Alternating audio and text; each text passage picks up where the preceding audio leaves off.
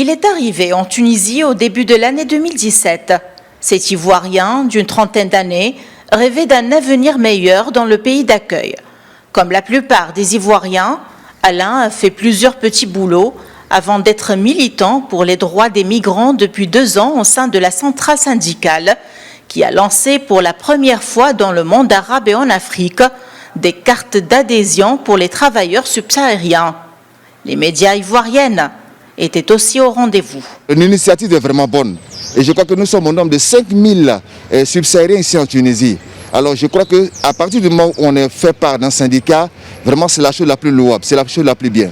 Aujourd'hui, il y a des opportunités qui s'ouvrent à nous. Et c'est à nous maintenant de savoir nous comporter, marcher et suivre la main qu'on nous tend pour que demain soit meilleur pour les migrants en Tunisie.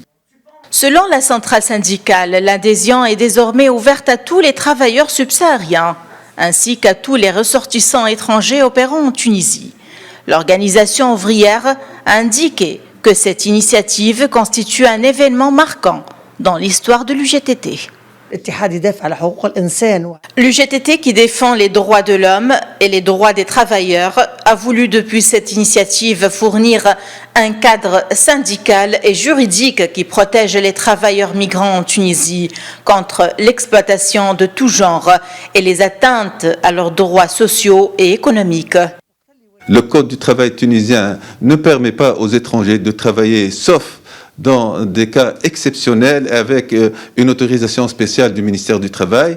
La loi sur le séjour des étrangers en Tunisie est une loi très limitée qui ne permet pas un séjour prolongé d'immigrants. Donc c'est dans ce contexte-là que les espaces migrants et l'UGTT agissent en première ligne. L'Organisation internationale pour les migrations prépare actuellement une étude pour montrer notamment les bénéfices que l'économie tunisienne pourrait tirer de l'inclusion dans le secteur formel des migrants, déjà présents sur le territoire national, mais qui évoluent aujourd'hui dans l'informel. Une raison de plus pour l'UGTT de lancer cette initiative dont l'objectif principal est d'améliorer la loi relative aux immigrés et de garantir leurs droits au même titre que les travailleurs tunisiens.